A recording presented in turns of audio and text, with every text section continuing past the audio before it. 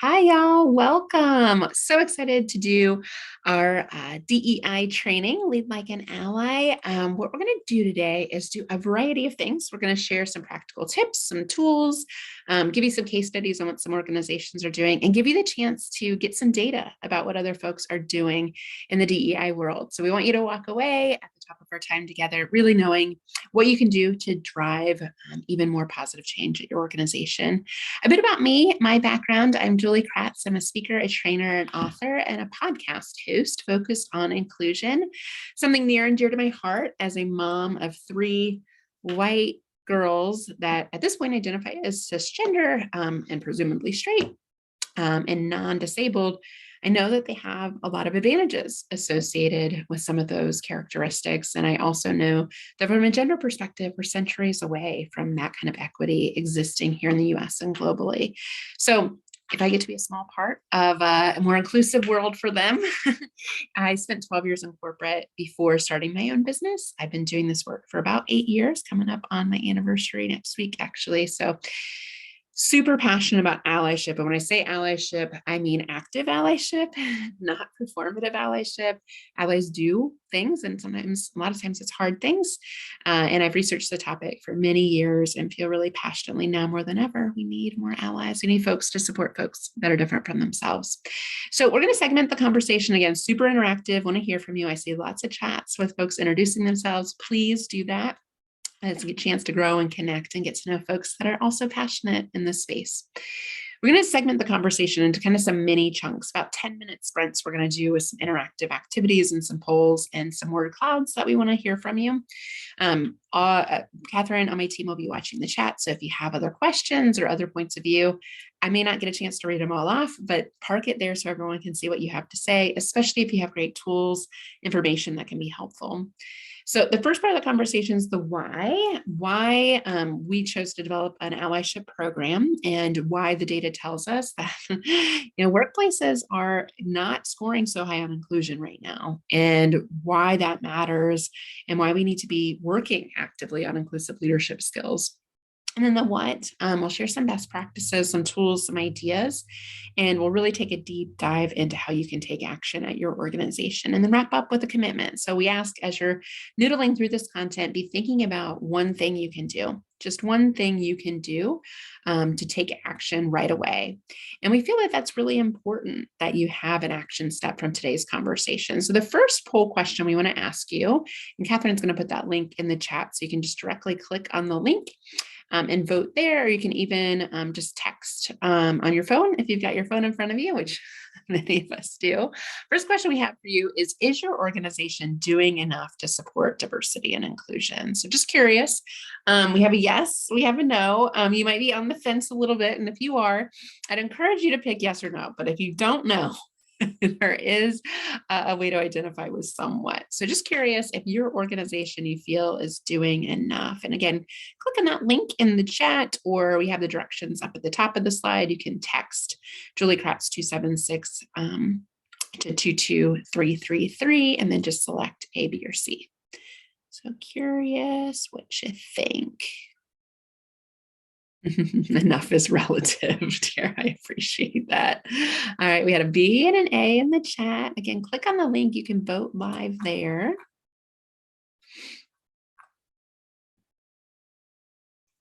Not seeing the results come through. Have folks had a chance to click on the link? So click on the link and actually we'll be able to see the results live. I actually did this poll on LinkedIn last week, and the answer, you might not be surprised by this, was 50% no, and a minimal amount of yeses, and most people were in the somewhat side of things. Okay, so it should be populating here shortly. Hey, Julie, maybe can you toggle at the bottom to show results? Oh, there we go. Thanks, everybody. All right. We have some new technology pulled everywhere, and it's really cool. Like this technology when it works. Thank you. I appreciate that, Catherine. Cool. Okay. So you can still vote. Actually, a bonus of attending today as you will get this report with data. We had close to 200 people registered, and I see 70 folks here live. So some really good data that you can take back to your organization. So this is interesting. It's different than the LinkedIn poll we just did a week ago. So different group, different dynamic, but I see somewhat overwhelmingly is what people are thinking. So keep it coming. Love to see your responses, and you can give us context in the chat too. We love to see context behind that.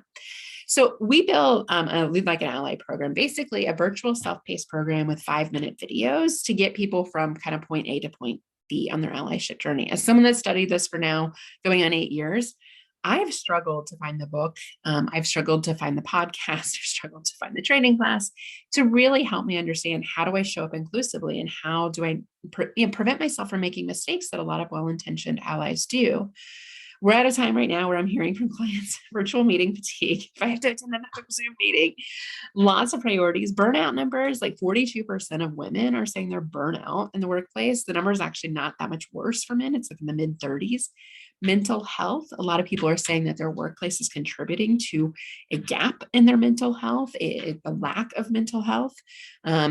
Choosing your own adventure is what folks have told us is important. I don't want to have to do this live training, change my schedule around. I can just do it in my own time when I have time between meetings. And I want psychological safety. Sometimes for folks that we need involved in the conversation, the majority group feels afraid of saying or doing the wrong thing. And so having a psychologically safe place where you can process content on your own time in your own personal space. And of course, we are in the throes of that great resignation. I think that was coined about a year ago, that term.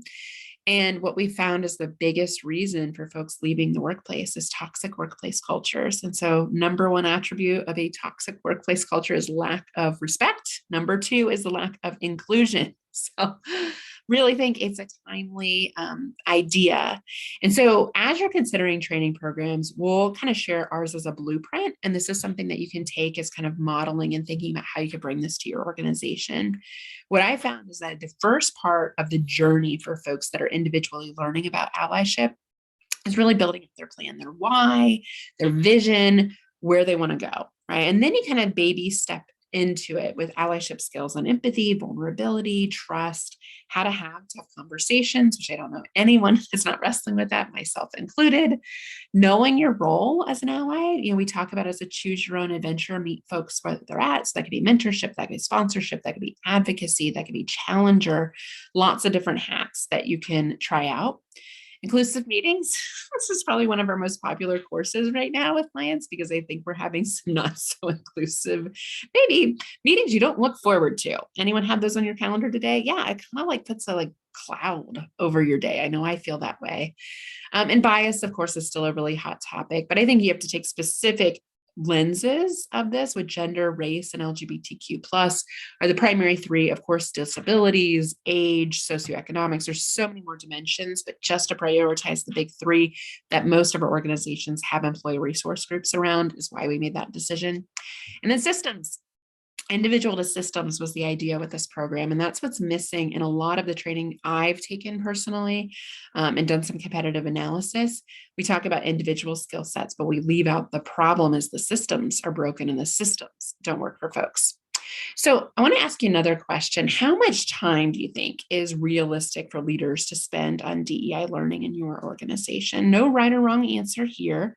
But I'd love for you just to kind of pick A, B, or C. You can put those again click on the link that Catherine's sharing, kind of toggle back and forth if you could. Really good data. Again, we've got 70 plus folks here that can give us some good data, and you'll get this report following the presentation. We'll send that out to you later this week. An hour a month, 3 hours. Oh, this is interesting. We haven't told people on this question before, so I'm actually super inquisitive about what folks think. So here's what I'm hearing, and this data totally supports what I've heard a lot, is sometimes people tell me, Julie, that's not enough time. We're not doing enough. Your program is too basic. And I completely understand. And we have made it baby step and very much introductory content on purpose, because that's still unfortunately where a lot of folks are. And then I get people that tell me it's just too much time. I can't possibly do all that. Most people are somewhere in the middle where it's well, yeah, this works. We kind of say with our program, it can be in as little as 5 minutes a week, but it should be much more than that. It should be at least an hour a month, if not a few hours. And really, if you set it as a priority that this is an expectation, a lot of our clients have success. We kind of fray from mandatory because that word has a stigma, like sexual harassment training often does, but highly expected, encouraged, and more importantly, modeled from the leadership team. People are likely to take suit, especially when you wrap it around with discussion groups, idea sharing, badging, and certification are also principles of our program that we highly recommend for any inclusive leadership program. And by the way, when we say leader, we mean everyone in an organization can lead from where they're at. So it doesn't have to be positional. It doesn't have to have manager in your title. So just to kind of dive in on these 10, and then I'll show you a little bit more from a best practice standpoint. But we built these 10 modules, really understanding that this is where folks are at the journey. For folks that are just starting out, even folks that have been doing this work for some time, sometimes we don't take the time to really articulate our why. And so if we don't have a strong why for allyship, meaning why am I going to continue to show up when it's not in the news cycle, when it's not personally affecting me, when I'm not being involved in community events, having that why helps keep your compass going forward. So for me, really wanting to help facilitate inclusive experiences for all people to feel seen, heard, and belong, that's a part of my vision. And my why for it, like I shared with you earlier, is my kiddos. Like the world has to be more inclusive for this next generation of what I call little allies. And then submit your plan. And this isn't like a 12-page document. This oftentimes can be as simple on a Post-it note. It can be a spreadsheet. It can be some calendar reminders of, okay, I'm going to read this book this month. I'm going to do this thing next month. I'm going to have this conversation. But you got to have a plan. You got to have some key activities. And we give you tons of activities and resources to better understand where you're at on your allyship journey. And then you can kind of build on the skill set. So we talk about it from a human skill standpoint. These are not soft skills. They're important, just like hard skills are. Human skills are important in the workplace, but we often overlook these. Things like empathy. Who doesn't need more empathy in their workplace right now? And vulnerability. Think about the people that you trust, that are your allies, that support you. You often can feel safe being vulnerable, feel safe putting yourself out there with them without the fear of retribution or being attacked. And that kind of links to the trust factor. Without trust, it's really difficult to have a successful allyship relationship. But how do you build trust, especially when somebody's had different lived experiences from you? Our fear sometimes, and we insulate our network. So one of the most tangible things you can do as an ally is to really take a deep dive in, who do I spend time with? Really think about, who do I choose to spend time with? You can pop open your phone, look through your text messages, your emails, your calendar, wherever you have some data. And think about the people you choose to spend time with. How diverse is that community? Right? And when I started doing this work, it was a very like me network that I had. A lot of white women, a lot of mothers, a lot of business owners. And that made sense, but it also I wasn't doing my best because I wasn't learning as much. We learn more from people that are different from us. Candid conversations are something that a lot of times we get asked from organizations. We wish that our leaders could talk more candidly. Well, the reason we don't is a lot of times we've been socially conditioned not to surface these things, or we may not have the tools to know how to do that. So we call this the 3Ds. And when I go into a tough conversation, it's important to define the issue and the different perspectives that we might have that discussion and talk through those different perspectives and talk through the different behaviors that might be unhelpful, and then decide. So it really can be that simple. I've read tons of books, from fierce conversations to courageous conversations, a lot of different frameworks out there. And I've always struggled with like how to do it in the moment. And a lot of times emotions kick in and we get fearful. So instead of doing that, just having some quick bullet points to go to in the conversation, we coach leaders through that, as well as how to give and receive feedback. Because as allies, it's a two-way street. It's not just a one-way. Coaching, helping people self-discover their path forward can be such a powerful and underutilized ally tool. And know your role. We talk about it as an umbrella of tools. And so thinking about mentorship, sponsorship, advocacy, sometimes people call allies accomplices as they go through the journey. And whatever word you want to use, I think it's important that we have language to describe it. So as we approach ally, it's active allyship within the lens of these different roles. And so think about the role you want to play. Think about the role you wish your team was playing more. We have a lot of data to show mentorship programs inside organizations have been moderately successful. Sponsorship is a huge gap. Recent data showed about 20% of white employees have sponsors, and only 5% of Black employees do. So there's a huge gap in all of these, but a really stark one on sponsorship in particular. And it's very different than mentorship. Sponsor is talking about folks in rooms where they're not. Mentorship is talking to them. Right, a one-on-one dynamic versus a group putting your reputation on the line dynamic. So that's the distinction there.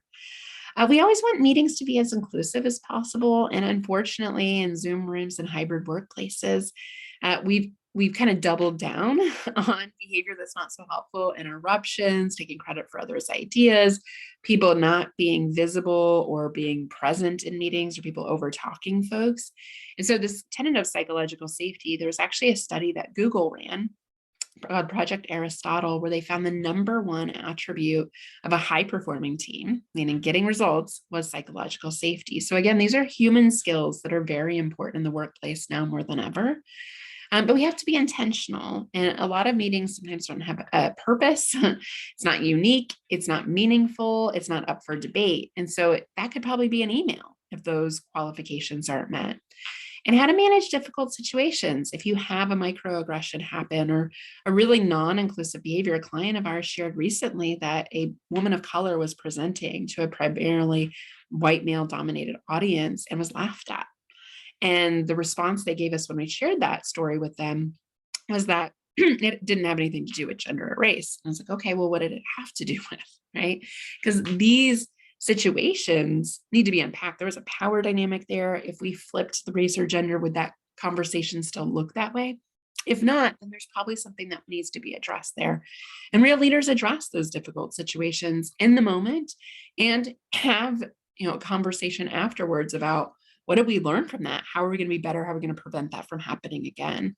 It's not that good teams don't have conflict. It's good teams talk about the conflict. They don't hide from the conflict. And bias, we still get a lot of requests for unconscious bias training. Cautionary tale there, it is proven to be very ineffective when done in isolation. So if you are doing unconscious bias training, please, please, please be doing other things. Unfortunately, people, when it's just a one and done, people walk away with like, okay, everyone's biased, so I guess I'm okay. Or I'm a bad person because I'm biased. Neither one of those messages is what we want.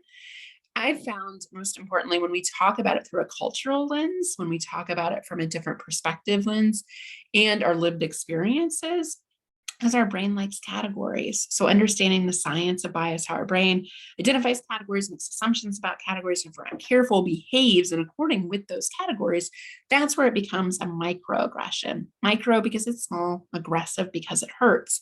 There's actually a lot of debate in the DEI community around the term microaggressions. Dr. Ibram Kendi, who wrote the book, How to Be an Anti-Racist, and actually I'm so excited, he has a new book out about how to raise an anti-racist, which I've pre-ordered. But anyway, he made a really good point about microaggressions make it sound like they're just little, right? Micro.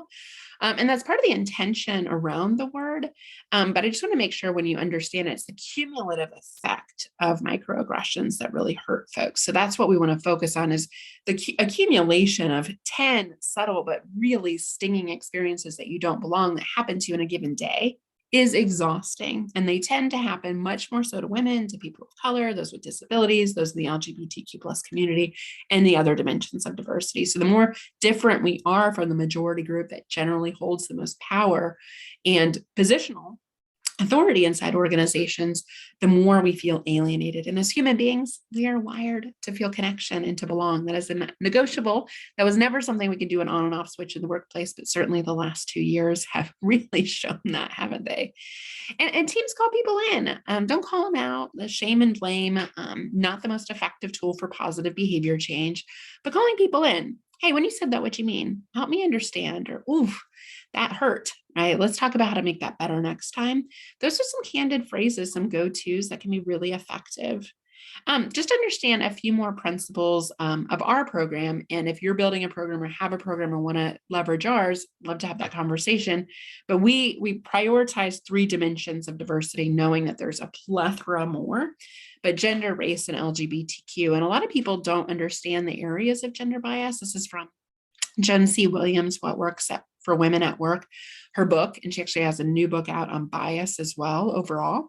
But she found these four areas. Highly recommend her work, and she has a wonderful video series that goes along with it that we reference to in our resources. But the gender tightrope, can't be too masculine, can't be too feminine, gotta be just right. The maternal wall that unfairly affects women all the way from mid 20s to late 40s in the workplace, even for women that choose not to have children, even for women that are not the primary caregiver. And that hurts men and women. Tug of war between women because of that zero sum game mentality, and the prove it again bias, where it's oftentimes we judge men based on potential and women on actual performance. Racism, the most defensive response to racism is, well, I didn't create this system. I didn't participate in slavery, redlining, lynching, all of the terrible atrocities of our past. Well, but we still play a role today. We still benefit. If we have, based on our skin color, we have access to advantages. We have more accessibility to things. So just understanding I have a role in it, and I want to understand my privilege as a chance to be an ally rather than I didn't work hard or don't deserve the things that I have. It's a chance to be helpful for someone else that might be more marginalized just because of something like their skin color, which they can't control as a part of their identity. And signal that you want to be helpful. It's in the eye of the beholder. So it's never a self-proclamation. We guide people in our video series to really understand you can't say you're an ally, right? And sometimes when people say there, I'm like, got some work to do. It's when someone recognizes you and says, hey, you've been an ally for me. That's still the most rewarding feedback that I can get is from especially my partners, women of color, when they see me and recognize me as an ally. That is some of the best feedback I can personally ever get. And I take that to heart. But I will always be on the journey. I will always be learning and unlearning. And all of us are allies in training for life. These systems will unfortunately not be addressed in my lifetime. But again, future generations, that's why I'm passionate about tools and information for them as well. LGBTQ, research what you don't understand with any dimension of difference. But certainly these are things you can find reputable resources online. The Trevor Project, Glisten. You can also, HRC has a great daily newsletter. So many things you can find that are readily available that are trustworthy. Understand gender is a spectrum. It's not men or women, male or female. There's non-binary. So I am a cisgender woman, meaning I identify the same gender of which I was assigned at birth. And just being comfortable sharing your pronouns. I have it on my Zoom handle, my email. You can put it on LinkedIn now. So just a great ally signaling move. And then systemic change. This is what we're at. I think we're really at the crossroads in the DEI world right now where we're running individual change and to drive system change. Systems have to be addressed. And that means having a holistic strategy around it, a measurement plan, and really seeking feedback from employees on the experience, whether that's pulse surveys or deep dives. We do listening sessions and focus groups to really figure out what the employee experience is like. And when we're losing so many employees, especially, there has never been so much more competition for diverse talent. Well, we really need to be building a culture of inclusion before we just try to hire diverse talent. Okay, I'm going to check on the chat. So love any questions you have there. A couple other things I just wanted to share you before we open it up for more discussion. Is one, we have a workbook that goes with the course. So if you're building a DEI training course, highly recommend you have activities that people can reflect on. My team has all participated in going through the training, and what they tell me is they reflect back on their workbook. They'll have other thoughts, a day later, a few hours later, and they'll go back to it, and it really helps them like laser in on the type of ally they want to be. Highly recommend thought exercises for deep self-reflection, and then vetted resources. There's a lot of resources out there. Some are good, some might need a little work. And so vetted resources we highly recommend in finding things that can really help push that conversation forward. Our LMS. So we have an LMS. A lot of our clients have their own LMS, which is super easy to plug this program into. We just simply send you the content via MP4 files and PDF files, and our PDFs are all interactive where you can type directly into them. But we do have an LMS, and we're proud to partner with Proact here in Indianapolis, where I am based out of. And what's really cool about their online platform is it has discussion boards, it has badging, it has metrics, so you can actually download reports and see who's taking the course and who's not by team leader. And it promotes some like healthy competition and healthy peer pressure amongst folks. So here you can see a snapshot of a discussion board where someone can share more about their learning journey. You can see the content view of all of the courses, so folks can bebop around. We say choose your own adventure. We do encourage people to take the first module and then kind of tippy toe into what area they want to explore from there. And you can see how many lessons you've completed up at the top. So I know for me, when I'm taking a course, I really can't wait till I get it done. So I get that certification, I get that feel good recognition of the time I spent on it.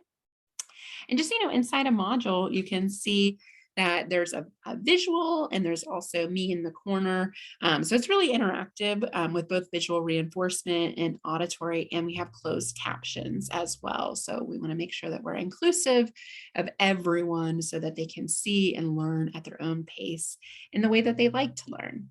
So I'd love to unpack the chat here. I'm going to check in on that. I'd love to think about those 10 learning objectives. I know I went through those super quick. That's why we have all the micro videos that go into much more detail on those.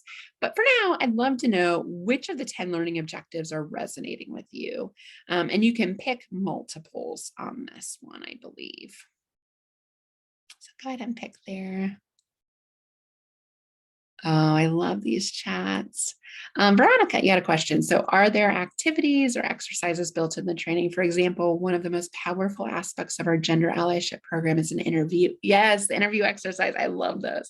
They have to ask specific questions of 3 women in their lives, and it's always impactful because they hear the story directly from women they care about. Yes, so we do that actually with the privilege section. We ask folks to kind of take an assessment of where they might have privileges and then share that with somebody that they know and trust in their life. We have seen the same type of impact from that, where it's extremely powerful when you hear from somebody different than you, that they've experienced things, their lived experiences are different because of dimensions of difference. So Verona, couldn't agree more. That's a definite best practice, a sharing. And we always say the caveat is find someone you already have a trusted relationship with. Sometimes where allyship goes wrong, and we saw this in the summer of 2020, it's like, I'm a white person. I don't understand racism. I'm going to go to my Black friend and have them educate me. Not appropriate. That is not their job. There are tons of books out there, podcasts, there's this course. Do your work, do the work on your own. And then if you have a question, you can always bounce that off somebody you have a trusted relationship with. But we always recommend comparing notes with folks that might have had a different lived experience with, especially one that you already have that relationship with. Veronica had a question too, calling people in versus out. Do you provide specific language? Yes, we can use when witnessing a microaggression. Absolutely. We love the tool we recommend is Loretta J. Ross's Call People In TED Talk. It's only 12 minutes. It's super helpful to carry the conversation forward. But specifically saying like, help me understand, or when you said that, what did you mean? Or hey, for egregious things like time out, like that's not okay with me. A lot of times that's better addressed in a one-on-one setting. So we always coach people on how to have that 3Ds conversation: define, discuss, decide, is the tool we walk people through. We have psychological safety trainings. Oh, AJ, I love that. Kimberly, can you create psychological safety as your responsibility? That's an organizational cultural thing, Kimberly. So again, we have a specific course on that in one of our modules around psychological safety. The term was coined by Amy Edmondson many years ago. And what she found is that on teams where people feel psychologically safe to speak up and share hard things or unpopular things or potential conflicts, if they feel safe doing that without the fear of retribution, that the team's performance is higher. So how do you create safety around that? And I can see, that that's resonating with the group based on this data, that's here and facilitate inclusive meetings. part of that course, and then systemic change. The systemic change is the aspirational piece. And I think the missing piece, probably the biggest pushback I get with allyship training is like, well, that's great for individuals, but what are we doing organizationally to address the systems that are holding folks back? So I think it's super important that we have individual training and key curriculum objectives while also addressing the systems. I just worked with a client last week that shared a story with me. They started in 2018, addressing the systems, very specifically hiring, promotions, retention, like all the data, and then address some of the systemic constraints with job descriptions, interviewing practices, promotional practices, and what they were learning, why people are leaving. And then and only then did they start doing DEI training recently. So I love that approach. Unfortunately, sometimes it has to happen in lockstep a lot of times too. Oh, thanks. These are great. Yes, I love these recommendations here. Janet, I love Adam Grant. What a great ally. Just really good stuff that he talks about inclusion naturally, and his podcast is tremendous too. And Amy's book. Yes, that is good. So good. All right. So great. Thanks everybody for participating in that. Looks like a little bit of everything, which we often see with this conversation. We'll have more questions for you, and we're actually stick around in about 10 minutes. We'll do some book giveaways too. So love to have you with us so we can give away some of our copies of our new book, Allyship in Action. Best practices, no matter what you do with DEI training, whether you want to, talk to us, we'd love to chat with you about this program in particular. We brought this to a lot of organizations to help them, again, move from point A to point B with inclusive leadership and really getting everyone in the organization grounded around allyship. But when people ask me, what does it take to make effective DEI training, whether you do it live virtual or in a virtual self-paced program like ours, the magic middle is so important. And that's usually middle management. So a lot of organizations we work with, thankfully, their senior leadership team is well aware that DEI is in the forefront, that they have to stay relevant, that their board is pressuring to do it. Their clients are asking for data on diversity to work with them. So there is a natural awareness, not always, but a lot of awareness at the top. Frontline employees, especially younger employees, are naturally having much more diverse and inclusive experiences than past generations. That tends to additionally change generation to generation, but this generation is our most diverse generation. They experienced the height of immigration, for example. They've experienced a lot of social unrest over the last several years. So they're more attuned to this, and it's a non-negotiable with them. What ends up happening is this middle layer, and this would be me if I was in corporate, because these are folks that are like 15 to 25 years into their career, typically speaking. DEI wasn't a thing back then, and they're not well versed in it, and it's not trickling down from the senior leadership team, and they're getting comments and asks from their frontline employees. So address the middle layer. I think that super leader for people leaders and managers to always be included in DEI, and for it to be highly expected or required training, especially if it's a small dose training like ours, an hour or so a month. You should be able to do that in 6 months and graduate from the program and get a certificate, which is going to feel good as an ally signal. Starts the conversation with the majority group. When we say majority group, these are generally speaking folks that hold the most positional power and decision-making inside organizations, which tend to be straight, white, cisgender males, not always, but generally speaking.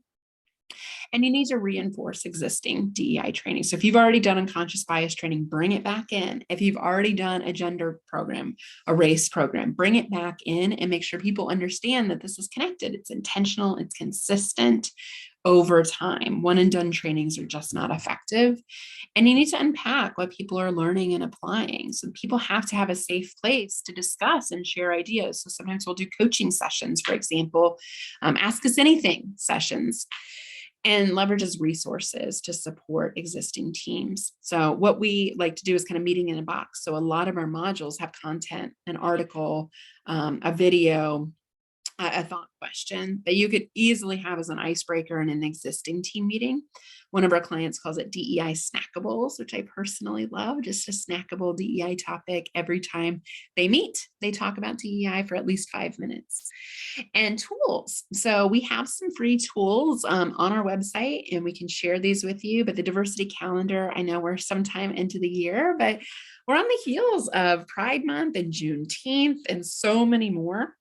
aspects of diversity. So hopefully you're planning or have already planned your events for those. I know our speaking calendar is very full, which is great. I think both of those have an honoring and a celebration that it needs to be done more often and throughout the year as well. We also have a full resources list. So Catherine will share that in the chat. We have vetted about 10 pages of resources, books, podcasts. I'm constantly adding to this, so it's a living document. Check that out. These can be great conversation starters at your organization too. So curious to hear from you again on the poll. What sort of additional training or support does your organization need to learn or cement their learning objectives for DEI? So just kind of curious where you're at on the journey. What are things, and again, you can kind of self-select any of these and we'll see those live populated.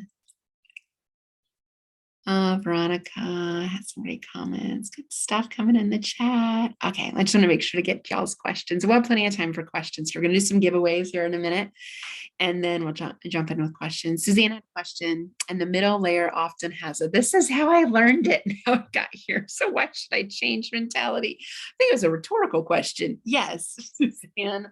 It's kind of like, okay, well, that's just me, status quo. We're just going to keep going. Well, the status quo is really the enemy of diversity, and helping people understand, like, just because we didn't create this doesn't mean we can't solve this problem, but people have to really personally feel this problem. And that's why those interviews, back to what Veronica was sharing earlier, like sharing with interviews, talking to people in your life you care about and seeing that they're having a different lived experience, especially from a gender perspective, especially from a race perspective, again, disability, LGBTQ, data shows when we think we don't know somebody in that community or we don't know about their pain, we're disconnected from it. When we get connected with them and know that they're experiencing the adversity of diversity, then we become more personally connected. That's why that why, starting with that why, is so important. Catherine just shared some cool stuff in the chat, so feel free to download those free tools as well. Yay. Okay, a bit of a smattering again, an audit or a measurement survey. I'm glad to hear that because that's a systemic piece.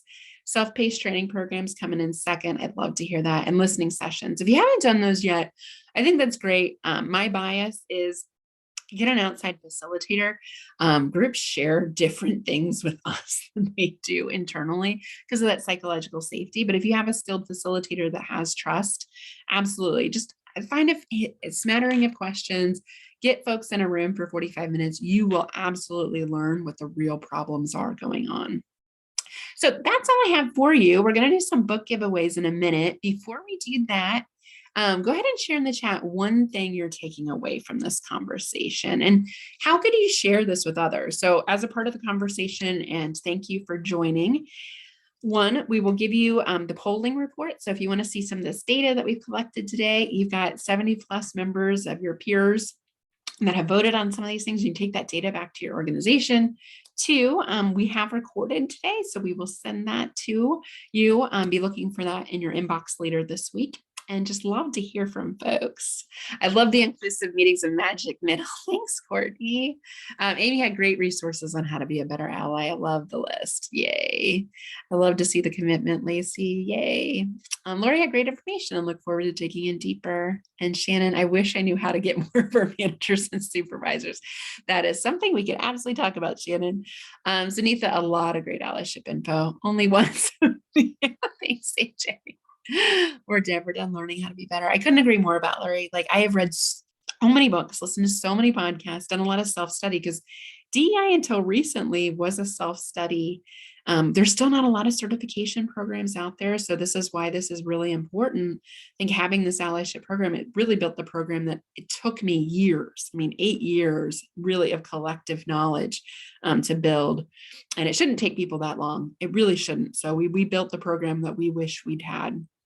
Courtney, inclusive meetings, yes. Jolie, we need more leadership level leaders and ERGs, yes. An ERG leader should be compensated or at very least freed up from tasks on their plate to do this. We're seeing that DEI is becoming the next office housework with women primarily doing it in their free time, which usually means their personal time and not being compensated for it, thus the burnout numbers, and then you end up losing this. Seeing ERG leadership as a path to leadership and rewarding it is so important. Uh, the magic middle. I love that. That's resonating. Javier had verbalizing psychological safety. Yes. Yes. Good stuff in the chat. Seeing lots more coming here. Okay. Well, I want to make sure to give away some copies. Our new book is Allyship in Action. It just came out a few weeks ago. So we're excited to share it. If you've already got a copy, we need Amazon reviews so other people can find it. We would love, love, love to see what you thought. Your honest review is appreciated. Okay, so the first person to answer this question in the chat wins a free copy. Name 2 subjects or learning objectives covered in the program. So first correct answer in the chat gets a free copy of our new book. Oh, thanks, Markeisha. I'm just catching up on the chat. I think Sunitha got it. Influence others in inclusive meetings. You got it, Sunitha. Thank you, Gabby, for guessing too. And Sunitha, if you want a private message, Catherine, your address, we'll get a copy in the mail to you shortly. Second question. Again, first correct answer wins. Name 2 benefits of virtual or self-paced training.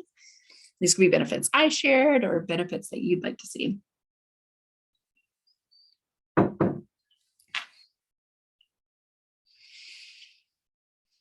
2 benefits. First one gets to win. Janet, okay, not rushed, a thoughtful time. Markeisha had more engagement, more productivity. Yes, I love that. Gabby. Okay, I'm going to go ahead. Markeisha, I think that's definitely, I think there's a tie there. So I'll go ahead and go with Markeisha on that one. Again, send Catherine your address and she'll get a copy in the mail. And then the last one is, what is Next Pivot Wins minimum recommendation for time commitment per month for leaders to learn more? This is settled. If you caught this, you were really listening. 1 hour, yes. You picked up on it, Veronica. You get a copy too. Yes, awesome. So winners, send Catherine your email or your physical address, your mailing address, and she will get a copy in the mail.